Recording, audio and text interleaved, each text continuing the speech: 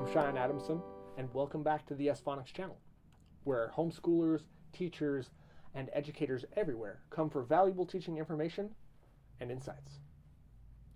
So today's topic is kind of a rebuttal video. Can you believe that there's somebody out there that does not like the YesPhonics method of teaching? Can you believe it? You know, officially there's always going to be people out there who don't like what you do. And the fact of the matter is you can't always please everyone, and nor should you try. It's a dangerous game. Someone did write a negative critique of us and one of our articles. And on behalf of YesPhonics, I would like to respond to it. Not in a negative way, not in a vitriolic way. Now, the Orton-Spalding method, I would argue, and have been arguing over the last 20-some videos, is the best way to teach reading, writing, and spelling. The Writing Road to Reading, which I've promoted many times before by Spalding, and explicit phonics, and the Spalding method in particular, is one of those methods. Now, the foundation of any Orton-Spalding method is the phonograms. Simply stated, phonograms are written sounds, either single letters or combinations of letters. If when the letters come together, they make new sounds. For instance, the phonogram A by itself has three possibilities, as in the following words: have, a, ball. But when an E is added in front of the phonogram A, which would make it the phonogram EA, there are three new possibilities, which would be E, A. Or in other words, you could use our Mnemonic Phonic Technique: eating bread is great. While laying a firm foundation in the teaching method, students use all avenues into the brain for learning by seeing, saying, and hearing, and writing the phonograms. These are first learned by rote, and then they're used in a systematic way through a word list for the understanding to come into focus. And even before total mastery, students are using the words in oral and written sentences, reviewing the phonograms, learning new phonograms and new words, creating paragraphs, and reading their own work. Now, this person mentions, and I quote, "Unfortunately, the information about use is sometimes inaccurate," and they're referring to the phonograms, as in the above example for the phonogram E, or double E rather. And they go on to say, double E always says E, use an example of the word peak. Now, they have a problem with this. What about fiancé, matinee, puree, and toupee? These are great questions, really. They are. And they're great observations. And the answers are actually fairly simple. First, these particular words are not derived from English. So it would make sense that the English rules might not necessarily apply. Now, students are taught how we say it and how we think it for spelling. How we think the double E is this way. We say A, the long A sound, but we write two E's because in these particular French words, the double E sounds like a long A sound. The X is then written above the double E. It alerts the student that this is the case for foreign words. Now, whenever a student sees the X, he or she knows that a rule is not being typically followed and something is different about the pronunciation of the word. Now, the word is practiced in sounding and writing, and these are the aforementioned foreign words, by modeling what the teacher writes. Plus, it's used in oral and written sentences.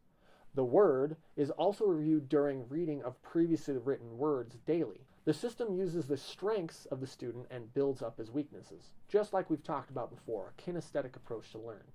So the phonogram OU, which has the four sounds of ow, o, oo, that we may not use at the end of English words. Now, this seems negligent to this person, this particular person who wrote this critique, and the truth is that many of the 28 words that she points to that end in OU are not English words. We simply teach these words when they come up in the spelling list, that sometimes we do use the phonogram OU at the end of a word, especially of French derivations. Now, the easy thing about the words caribou, a Native American word, and bayou, a Louisiana French derivation, is that of the four sounds the phonogram OU makes, the third sound of the phonogram OU is spoken. So ow, o, oo, bayou, caribou, etc. Now, the OU as a multi-letter phonogram, you want to underline it, just like we talked about last time, and then put a 3 above that particular phonogram of the OU phonogram. That way it signifies that you're speaking the third particular sound in the sound sequence. Now, the frequently used word U is an English word, and the OU would get marked in the same way. Ow, O, oo, with the 3 above it and underline. So now she goes on to talk about the phonogram SH and how it's wrong. So she has a problem with the explanation of how the phonogram sh is described. And the following description is as follows. Used at the beginning of a word, for example, she, at the end of a syllable, for example, fishes, but not at the beginning of any particular syllable after the first one, for example, nation. And the reason you wouldn't use the phonogram sh or sh in the word nation is because obviously the ti or the phonogram sh also says sh, so that's pretty self-explanatory. And the rest of the description would be except for the ending of the word ship. Okay, so maybe that might be confusing to some students, but the point is you wouldn't teach it all at once in a huge chunk. You'd go piece by piece. And I think that's what she's missing. Now, it's also interesting to note that this is used by the same exact person who went on to pioneer the writing road to reading and the Spalding method, aka Orton-Spalding. She uses the same exact description for the phonogram sh or sh. So if this person has such a problem with that, maybe she should come up with a better, more simplified version that actually works. And since she didn't send it to us, I'm guessing that she probably can't. So moving on to the next criticism that they have. And this particular phonogram is the EI phonogram. And the EI is taught as saying the long A and the long E. In these particular words, we would use the short E for the word there and the long E for leisure. But these are the particular examples that this person has given us. So we're going to roll with it. Now, the words there and leisure, obviously there says the short E sound, E, so you'd use the first sound in there. You'd use the long E sound in leisure. So many Americans say leisure with the long E sound, but the English, Australians, and others may say leisure, as in the short sound of the phonogram EI.